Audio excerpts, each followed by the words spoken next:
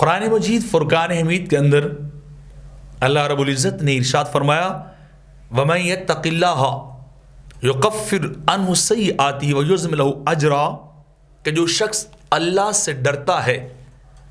اللہ سے خوف کرتا ہے، اللہ اس کے گناہوں کو مٹا دیتا ہے اور اس کے اجر کو دگنا کر دیتا ہے۔ اللہ رب العزت جب بندہ اپنے مولا سے ڈرتا ہے تو اللہ اس بندے کے گناہوں پہ رحمت کا پانی پھیر دیتا ہے، وہ اس کے گناہوں کو باقی نہیں رہنے دیتا کہ بندہ مجھ سے ڈر کر رو رہا ہے، بندہ مجھ سے معافیاں مانگ رہا ہے، میری بارگاہ میں توبہ طلب کر رہا ہے، تو رب کائنات کی رحمت کا دریا جوش میں آتا ہے تو وہ اس کے گناہوں کو نہیں دیکھتا، وہ اس کے خوف کو دیکھتا ہے، اس کے ڈرنے کو دیکھتا ہے، اور اتنا کرم کرتا ہے کہ جتنے بھی اس نے گناہ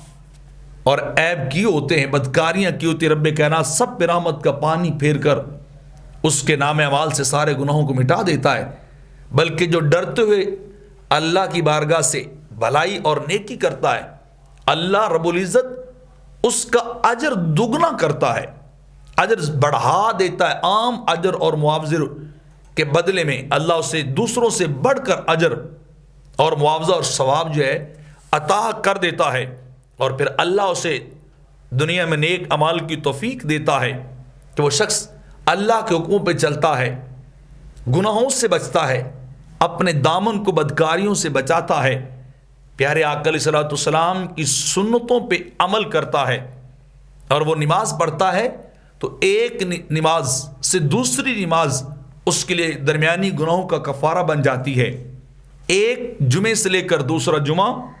اس کے لیے گناہوں کا کفارہ بن جاتا ہے۔ اللہ رب العزت اس کے گناہوں کو نمازوں کی طفیل، جمعوں کے طفیل اللہ جو ہے وہ مٹا دیتا ہے، یکفر عنہ سیئاتہ،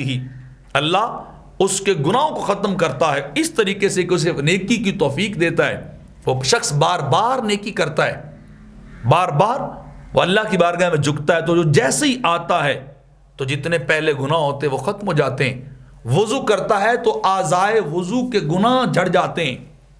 وہ گر جاتے ہیں، وہ نکل جاتے ہیں، اور اس کے اعضائے وضو، چہرہ، ہاتھ، پاؤں، سر،